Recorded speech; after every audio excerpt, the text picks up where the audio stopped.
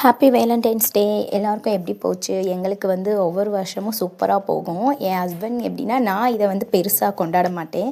But அவருக்கு வந்து இந்த நாளுக்கு வந்து ஏதாவது ஒன்று எனக்கு பண்ணிடணும். ஒரு சாக்லேட்டாக கூட இருக்கட்டுமே, ஏதோ ஒன்று எனக்கு வாங்கி கொடுப்பாரு. ஸோ இந்த வருஷம் வந்து எனக்கு என்னோடய மேரேஜ் ஃப்ரேம் வந்து போட்டு கொடுத்தாங்க. எங்கள் வீட்டில் மேரேஜ் ஃப்ரேமே இல்லை. இவ்வளோ பெருசாக வீடு கட்டி ஒரு ஃபோட்டோ கூட இல்லைன்னு சொல்லி நான் சண்டைலாம் நிறையா போட்டிருக்கேன். ஸோ அதனால வந்து அவங்க வந்து ஃப்ரேம் தான் எனக்கு கிஃப்ட் பண்ணாங்க. இந்த டைம் வந்து பண்ணிவிட்டு ஈவினிங் டைம் வந்து தெப்பக்குளம் போயிருந்தோம். அங்கே தான் வந்து தம்பிங்க கொஞ்சம் என்ஜாய் பண்ணுவானுங்க. நம்மளுக்கும் கொஞ்சம் அந்த என்ன சொல்கிறது, அங்கே சுற்றி நல்லா இருக்கும், குழு குழுன்னு இருக்கும், காற்றடிக்கும், நல்லா பார்க்குறதுக்கு நல்லா கலர்ஃபுல்லாக இருக்கும். ஸோ தெப்பக்குளம் போயிருந்தோம். தம்பிங்க வந்து ஒரு 4-5 கேம்ஸ் வந்து நல்லா விளையாண்டானுங்க. நான் போகிறப்பே சொல்லி தான் கூப்பிட்டு போவேன், தம்பி ஏதாவது 3 தான் விளையாடணும் அப்படின்னு சொல்லிடுவேன். சின்னவனுக்கு அந்தளவுக்கு விவரம் இல்லை, ஆனால் பெரியவனுக்கு வந்து புரிஞ்சுப்பான். இவ்வளோ தான் பண்ணணும் அப்படின்னு சொன்னால் வந்து அவன் ஏற்றுப்பான். சின்ன வயசுலேருந்தே நம்ம இப்படி வளர்த்தோன்னா அவங்க வளர வளர நம்மளுக்கு கொஞ்சம் ஈஸியாக இருக்கும். எதுவுமே அடம் பிடிக்க மாட்டாங்க. ஏன் 2 குழந்தையுமே வந்து அடம் பிடிக்கிறதெல்லாம் இல்லை. அதாவது சில சேட்டை பண்ணுவானுங்களே தவிர, இது எனக்கு வேணும், இது எனக்கு வாங்கி கொடுங்க அப்படின்லாம் அடம்லாம் பிடிக்க மாட்டானுங்க. ஒரு விஷயம் கேட்குறானுங்க, அது வந்து ஒர்த்து இல்லைன்னா நான் சொல்லிடுவேன், இது வேணாம்ப்பா, இதுக்கு பதிலாக நம்ம வேறு ஏதாவது வாங்கிக்கலாம். இன்றைக்கி கூட அப்படி தான் ஆனுவல் டேக்கு வந்து அவன் போகணுன்னு சொன்னால், ஆனுவல் டேக்கு வந்து 1500 ருபீஸ் கேட்டிருந்தாங்க. ஸோ எனக்கு அது கொடுக்க வந்து மனசே இல்லை. பட் ஆனால் நான் பண்ணது ஒரு தப்பு தான். நான் தம்பிகிட்ட என்ன சொன்னேன்னா, தம்பி இந்த 1500க்கு நான் உனக்கு நிறையா பண்ணுறேன் தம்பி, உனக்கு நான் பார்க் கூட்டிகிட்டு போகிறேன், பீச் இல்லை சாரி, மதுரையில் எங்கே பீச் இருக்குது, ஸோ நான் தெப்பக்குளம் கூட்டிகிட்டு போகிறேன், டிபிகே பார்க் கூட்டிகிட்டு போகிறேன் அப்படின்னு நிறைய விஷயம் சொன்னோன்னே அவனுக்கு சரி ஓகேன்னு சொல்லி அவன் கன்வின்ஸ் ஆகிட்டான். ஆனால் எனக்கு மனசுக்குள்ளே உறுத்திட்டே இருக்குது, இந்த 1500 போய் நம்ம பார்க்கணுமா, நெக்ஸ்ட் டைம் வந்து கண்டிப்பாக தம்பியை வந்து டான்ஸில் வந்து சேர்த்து விட்டுறணும் அப்படின்னு சொல்லி நான் யோசிச்சுக்கிட்டே இருந்தேன். பிகாஸ் நானும் சின்ன வயசில் டான்ஸ்லாம் ஆடிருக்கோம். நமக்குலாம் இவ்வளோ காசு கேட்க மாட்டாங்க. ஒரு ட்ரெஸ் கலர் சொல்லுவாங்க, மிஞ்சி மிஞ்சி போனால் ஒரு 100 ருபீஸ் கேட்பாங்க. 100 ருபீஸ் கூட எனக்கு கேட்டதாக ஞாபகமே இல்லை. ஸோ எதுக்கு இவ்வளோ அமௌண்ட் இவங்க கேட்குறாங்க அப்படின்றது வந்து எனக்கு. இன்னொன்று என்னென்னா, பேரண்ட்ஸ் மட்டும்தான் போகணுமா, அதாவது அப்பா அம்மா மட்டும்தான் போகணுமா?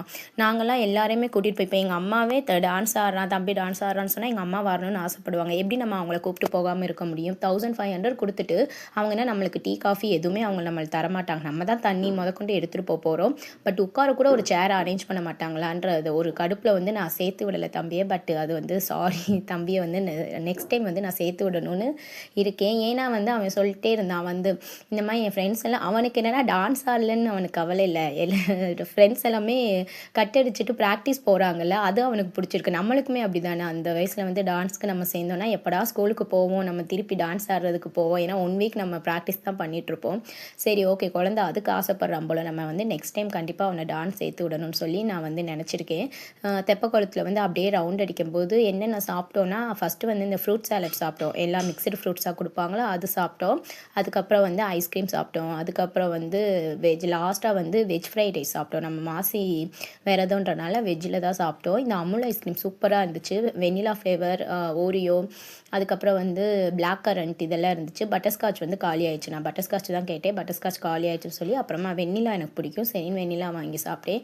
ஐஸ்கிரீம்லேயே எனக்கு பிடிக்காத ஒரே ஃப்ளேவர் வந்து சாக்லேட் ஃப்ளேவர் தான். மற்ற சாக்லேட்டு ஸ்ட்ராபெரி கூட ஓரளவு சாப்பிட்டேன். பட் சாக்லேட்டை வந்து தொட்டு கூட பார்க்க மாட்டேன், ஐயோ எனக்கு வேணாம் அப்படின்றவே, அந்தளவுக்கு எனக்கு அந்த ஃப்ளேவர் பிடிக்காது. பட் வெண்ணிலா எனக்கு ரொம்ப பிடிக்கும், பட்டர்ஸ்காட்ச் ரொம்ப பிடிக்கும். ஸோ ஐஸ்கிரீம் வாங்கி சாப்பிட்டுட்டு குழந்தைங்க நான் நல்லா என்ஜாய் பண்ணோம், நல்லா ஃபோட்டோஸ் எல்லாம் எடுத்தோம். இன்னும் இந்த தெப்பக்குளம் பொறுத்த வரைக்கும் பயங்கர கூட்டமாக இருக்கும். இப்போ தான் மதுரையில் இந்த மாதிரியெல்லாம் நாங்கள் லவ் பண்ணுற டைம்லலாம் தெப்பக்குளம் போனோன்னா அந்தளவுக்குலாம் கூட்டம் இருக்காது, ஃப்ரீயாக இருக்கும், நல்லா ஜாலியாக இருக்கும். பட் இப்போயுமே லவ்வர்ஸ் நிறையா பேர் வராங்க. ஒரு 10:30 மணி இருக்கும் நாங்கள் கிளம்பும்போது. 10:30 மணிக்கு பார்த்தா ஒரு லவர்ஸ் தான் உட்காந்துருக்கான். பட் அந்த பொண்ணு வந்து ரொம்ப சின்ன பொண்ணு. நாங்கள்லாம் வந்து காலேஜ் முடிக்கிற வரைக்கும் நான் வந்து கேர்ள்ஸ் காலேஜ், நாங்கள் வேலைக்கு போன பின்னாடி தான் எனக்கு வந்து ஆர்கே கூட பழக்கமே ஆச்சு. ஸோ அதுக்கு முன்னாடியெல்லாம் ரொம்ப பயப்படுவோம். சும்மா ஃப்ரெண்ட்ஸ் கூட வெளியே போகிறதுக்கே நாங்கள் வந்து பயப்படுவோம். எங்கள் ஏரியாவில் உள்ள சின்ன ரெஸ்டாரண்ட், அதுக்கு தான் நானும் என் ஃப்ரெண்ட்ஸ் எல்லாம் போவோம். போயிட்டு வந்து சாப்பிட்டு வீட்டுக்கு வந்துடுவோம். பட் இப்போ நான் யோசித்தேன், என்னடா 10:30 மணி வரைக்கும் இந்த பொண்ணு உட்காந்துருக்கேன். ரொம்ப சின்ன பொண்ணாக இருந்துச்சு, கொஞ்சம் பெரிய பொண்ணாக இருந்தால் கூட ஒன்றும் தெரியாது. பட் அப்போ ஒரு பக்கம் எனக்கு ஒரு பக்குன்னு இருந்துச்சு, என்ன இவ்வளோ தைரியமெல்லாம் இருக்காங்களா பொண்ணுங்க அப்படின்னு. தப்பு இல்லை, அதாவது 10:30 மணி வரைக்கும் வெளியில் வந்து இந்த வயசில் இருக்காங்கன்றது அது ஒரு தப்பு தானே. ஸோ நான் அதை சொல்கிறேன். பட் நல்லபடியாக இருந்தால் ஓகே, சேஃபாக இருக்காங்கன்னா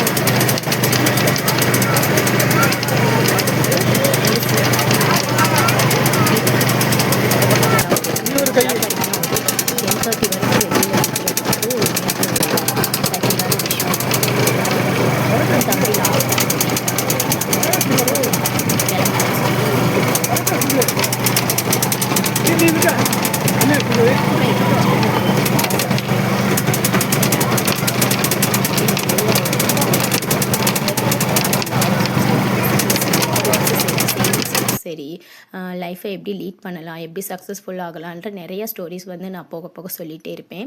ஸோ என்னோடய சேனல் பிடிச்சிருந்தா கண்டிப்பாக சப்ஸ்கிரைப் பண்ணுங்கள், உங்கள் ஃப்ரெண்ட்ஸ் அண்ட் ரிலேட்டிவ்ஸ்க்கெல்லாம் ஷேர் பண்ணுங்கள். நீங்கள் வந்து எனக்கு சப்போர்ட் பண்ணால் தான் இன்னும் நான் மேலே மேலே ரீச் ஆக முடியும். எனக்கு வந்து இன்னும் 500 சப்ஸ்கிரைபர்ஸே இன்னும் வரல, ஒரு 55-60 கவுண்ட்டு தான் இருக்குது. ஸோ கண்டிப்பாக நானும் பெரிய லெவல் ரீச் ஆவேன்னு சொல்லி எனக்கு நம்பிக்கை இருக்குது.